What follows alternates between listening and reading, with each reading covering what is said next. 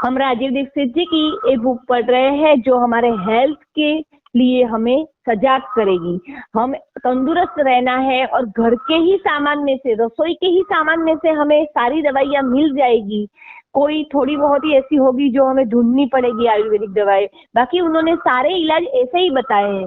खास तो उन्होंने दिनचर्या पर ध्यान दिया है और नियम बताए हैं कि ऐसे नियम रखोगे तो पूरी जिंदगी आप बीमार नहीं होगे। तो उस पे हमारा ध्यान होना चाहिए और हो सके उतना हमारे जीवन में हमें लाना है। ऐसे ही हम पूरी बुक पढ़ेंगे। आज राजीव दीक्षित जी की बुक में हम मुंह के छाले के बारे में पढ़ेंगे। मुंह में छाले बहुत रहते हैं, मतलब कि बड़ी आंत साफ नहीं है, यानी जुलाब अच्छे से नहीं हो रहा। सुबह उठते ही बिना मुंह धोए पानी घुट घुट कर पिए, यानी वासी थूक पेट में जाने दे। मैं ये रोज करती हूँ, सालों से करती हूँ। मैं रात को ब्रश करके ही सोती हूँ। पहले तो दातुन भी करती थी, अभी दातुन चालू किया है तो अच्छा लग रहा है। बीच में छूट गया था, लेकिन जब से जगे तब से सुबह जब याद आया, जब ध्यान में आया, जब हमारा ध्यान किसी चीज पर जाता है, भले ही वो छूट गई हो, पर तब से शुरू, आज से अभी से कुछ भी शुरू करना है तो ही हम अपने लक्ष्य तक पहुंचे जाएंगे। और लक्ष्य जो हमारा होता है उसको छोटे छोटे हिस्सों में काटना है। जैसे मुझे आधा घंटा रोज एक्सरसाइज करनी है, पर शुरुआत सिर्फ 2-3 मिनट से करें, फिर थोड़े हफ्ते 3 मिनट हम रेगुलर हो जाए तो उसके बाद उस थोड़ा थोड़ा समय उसमें प्लस करें और ऐसे हम रेगुलर बन सकते हैं। तो सुबह सुबह खूब गुनगुना पानी पिए, आधा चम्मच सुहागा तवे पर सेक ले और कुल्ला ले फिर खाए। रोज सुबह खाली पेट और रात में सोते समय होम्योपैथी दवा बोरिक्स यानी 30/200 लिखा है उन्होंने कि 3 बुराक 1 बूंद आधा कप पानी में और उसको 3 हिस्से में कर ले और 10-10 मिनट के बाद तीनों खुराक ले ले। अच्छा उपाय बताया उन्होंने। जो दवाई है बोरेक्स 30/200 की 3 खुराक 1 बूंद, यानी 1 बूंद 3 खुराक 1 बूंद आधा कप पानी में डालनी है। आधा कप पानी में 1 बूंद डालनी है, उसकी 3 खुराक यानी 3 बूंद डालनी है और उसको 3 हिस्से में करना है और 10-10 मिनट पर पीना है, यानी 30 मिनट में ये काम हो जाएगा। मुंह के छाले प्राय पेट की गड़बड़ी से होते हैं। ज्यादा गर्म गर्म चीजों को खाने से आमाशय की गड़बड़ी, रक्त की अशुद्धि आदि से भी होते हैं। ये छाले कभी जीभ की नोक पर तो कभी जीभ पर निकलते हैं। छाले के कारण मुंह में बार बार पानी आने लगता है। इन छालों में जलन तथा दर्द रहता है। होठों पर भी छाले आ सकते हैं। इनके घरेलू उपाय निम्नलिखित है। भोजन के बाद सौंफ पीसी हुई के पानी से कुल्ले करें, आराम मिलेगा। तुलसी के पत्तों का रस जीभ व दांतों पर लगाएं, छाले ठीक हो जाएंगे। 2 चम्मच हल्दी का चूर्ण पानी में उबाल कर उससे कुल्ला करने हैं। गुड़ के चूसने से भी आराम मिलता है। गाय के दूध में 1 चम्मच घी डालकर पिए। बहुत अच्छे और इजी उपाय उन्होंने छाले में बताए हैं। और कब्ज से ही छाले होते हैं, खास ध्यान रखना है, कब्ज नहीं होनी चाहिए। यानी जब भी छाला होता है तो पहले तो हल्दी या कोई तेफला चूर्ण ऐसे लेके पूरा पेट साफ कर लेना चाहिए। प्रमुख स्त्री रोग। महिलाओं के शरीर में आंतरिक रचना पुरुषों से एकदम अलग होती है और काफी जटिल होती है। इसलिए महिलाओं में कुछ विशेष रोग होते हैं जो पुरुषों में नहीं होते। क्योंकि महिलाओं को इन सब रोगों के बारे में चर्चा करने में संकोच होता है, इसलिए इन घरेलू उपायों से उन्हें काफी मदद मिल सकती है। श्वेत पदर यानी लुकोमिया, जो सफेद पानी निकलता है। महिलाओं की योनि से सफेद रंग का तरल पदार्थ निकलता है, श्वेत पदर कहलाता है। यह कभी भी निकलता रहता है और काफी दुर्गंधपूर्ण होता है। इसकी वजह से शरीर में दर्द रहता है और शरीर दुर्बल भी होता है। इसके कुछ घरेलू उपचार निम्न प्रकार से है। प्रातः काल पके केलों का सेवन करें और दूध में 2 चम्मच शहद मिलाकर पानी से काफी आराम मिलता है। मैं रोज सुबह चाय नहीं पीती हूँ, कई सालों से मैं केले ही खाती हूँ। 2-3 केले, जैसे छोटे हो तो 3 केले खा लेती हूँ, बड़े हो तो 1-1.5 केले चल जाता है और वो बहुत ही अच्छा है। कैल्शियम भी मिलता है, हमारी हड्डियां मजबूत होती है, तो ये बहुत अच्छी चीज है केले खाना। इसमें शहद के साथ मिलाकर बोला है यदि ये रोग है तो, और अच्छी बात है। पक्का केला देसी गाय के घी के साथ सुबह शाम खाने से श्वेत प्रदर में लाभ होता है। 4 सूखे सिंघाड़े रात को पानी में भिगो दे, सूखे सिंघोड़े सुबह उन्हें पीसकर उसमें मिश्री मिलाए और खाली पेट खाए। गाय का दूध पिए। गाय के दूध में तुलसी का रस मिलाकर पीने से काफी लाभ होता है। गाय के दूध में तुलसी का रस, वो इजी रास्ता है, गाय का दूध उबलता है उसमें तुलसी डाल दे, तुलसी के रस में शहद मिलाकर सुबह शाम चाटे। अरे बहुत इजी उपाय ये रोग तो कई स्त्रियों को होता है और वो खत्म भी नहीं होता है, बहुत हैरान होती है, उससे हमारी शक्ति छीन हो जाती है, हम कमजोरी महसूस करते हैं।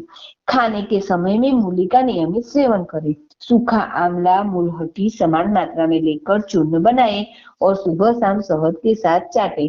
उसके बाद गाय का दूध पिए। रक्त प्रदर, लौकी के बीजों को छीलकर घी में भूने और मिश्र डालकर हलवा बनाए, मिश्री डालकर हलवा बनाए। लौकी के बीजों को, लौकी के जो बीज होते हैं उनको बोला है। प्रातः काल खाली पेट खाए, रक्त प्रदर कम हो जाएगा। आधा चम्मच अशोक की जड़ का चूर्ण शहद के साथ चाटने से रक्त प्रदर में आराम मिलता है।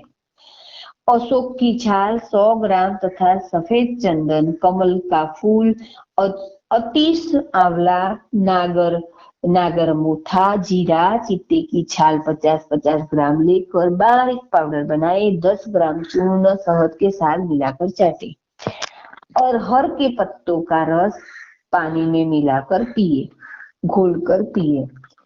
मासिक धर्म की अनियमितता, मेथी गाजर मूली के बीजों को बराबर मात्रा में लेकर बारीक पीसने। मेथी गाजर और मूली उसके बीज लेने हैं, बारीक पीसे तथा 1 चम्मच चूर्ण को अशोकारिष्ट 1 चम्मच के साथ नियमित पिए। अनियमितता ठीक हो जाएगी। लाल गुड़हल के फलों का कांजी के साथ पीसकर ले। लाल गुड़हल के फलों को कांजी के साथ पीसकर ले। आम की सूखी पत्तियां आग में जलाकर पाउडर बनाए। आम की सूखी पत्तियां होती है उनको आग में जलाना है, पाउडर बना है, पानी में घोलकर पिए, बीमारी में लाभ होगा। तेज का काढ़ा पीने से काफी लाभ मिलता है। तेजपात का होता है जो उसका काढ़ा 1 चम्मच भुना सुहागा पानी में मिलाकर पिए। मासिक धर्म की अनियमितता दूर होगी। मासिक धर्म की अधिकता यानी ज्यादा ब्लीडिंग होना। 10 ग्राम सफेदा कासनगरी 1 ग्राम लाल गेरू, दोनों को मिलाकर पाउडर बनाए और मिश्री के साथ मिलाकर पानी से पिए। अधिक रक्त आने में कमी होगी। असंघ के चूर्ण को मिश्री के साथ पानी के साथ लेने से मासिक धर्म में आने वाले खून में कमी हो जाएगी। धनिया का काढ़ा बनाए और छानकर पिए, यानी धनिया होता है उसको उबाल कर पीना है, उससे तो पेट की चर्बी कम होती है। 5 ही दिन पीना चाहिए सड़न,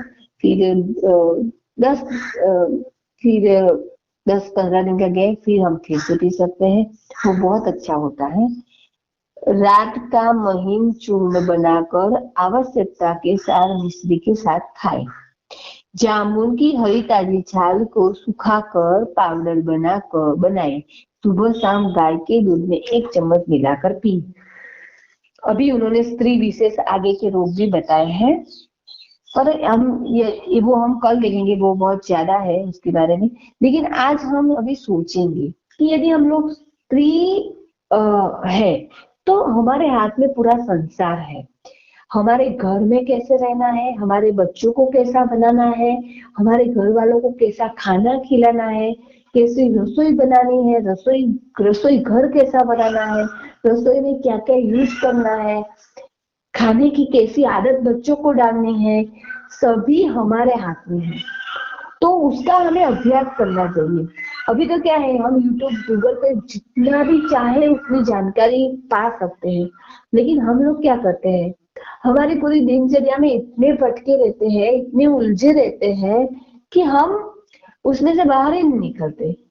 कई स्त्रियां होती है वो जॉब के साथ भी घर संभाल लेती है, कई स्त्रियां होती है पूरे घर को संभाल ही नहीं सकती है, बीमारी उसमें घर कर जाती है। तो पहले हम निरोगी रहेंगे तो अपने बच्चों को और अपने परिवार को निरोगी रख पाएंगे। इसके लिए भी हमें जानकारी होनी चाहिए। ये बुक हम लोग पढ़ रहे हैं नियमित रूप से, तो उसके बारे में भी सोचना, सिर्फ सुन लिया हो गया ऐसा नहीं। हमारे जीवन में आज क्या लाना है, आज मैं इसमें क्या सीखी, मैं इसमें से कौन सी बात कर सकती हूँ मेरे जीवन में। हर बीमारी नहीं करनी है, पर उन्होंने पहले भाग में जो बताया नियम, तो वो नियम में से कितने नियम हम फॉलो कर सकते हैं, उस सब के बारे में सोचना है और नियम बनाना है, उस पर चलना है। यदि हम लोग नियमित होंगे तो हम अपने बच्चों को भी बोल सके कि आप रोज का काम रोज करो, रोज की पढ़ाई रोज करो। हम ही नियमित नहीं होंगे, हम कभी कभी कसरत करेंगे, कभी नहीं करेंगे, कभी हम एकदम एक्टिव हो जाएंगे, उत्साही हो जाएंगे, और कभी ऐसे मुरझाए हुए रहेंगे, तो बच्चों का भी पर भी उसका असर पड़ता है। यदि जीवन में उत्साह रखना है तो ध्येय होना चाहिए। हमारे पास जो ध्येय होता है ना, उसलिए ज्यादातर स्त्रियों को क्या होता है, काम कर कर वो कंटाल जाती है। पहले उनको काम अच्छा लगता है, वो कितना बहुत सारा काम करती है, उनकी कैपेसिटी भी होती है, लेकिन फिर वो कंटाल जाती है, ऊब जाती है उसी काम से, क्योंकि उससे जिनमें कोई ध्येय नहीं होता है ना। ध्येय रखना चाहिए। यदि मुझे तंदुरुस्त रहना है, ये भी एक ध्येय है, तो तंदुरुस्त के लिए मैंने क्या किया कि अच्छी किताबें पढ़ी, जानकारी ली, उसका उसका फॉलो अप लिया, अपने जीवन में नियमित प्राणायाम, कसरत, रीडिंग लाई। ये सब मुझे पूछना है एज ए गृहिणी। तो इसके बारे में हम आज सोचेंगे, और जो हमारी बीमारियां है उसका रास्ता घर में से ही निकलता है, और घर में से ही उसकी उपाय मिलते हैं, तो उसको यूज करके अब बीमारी मुक्त होंगे। बस आज यही रखते हैं, कल अलग देखेंगे।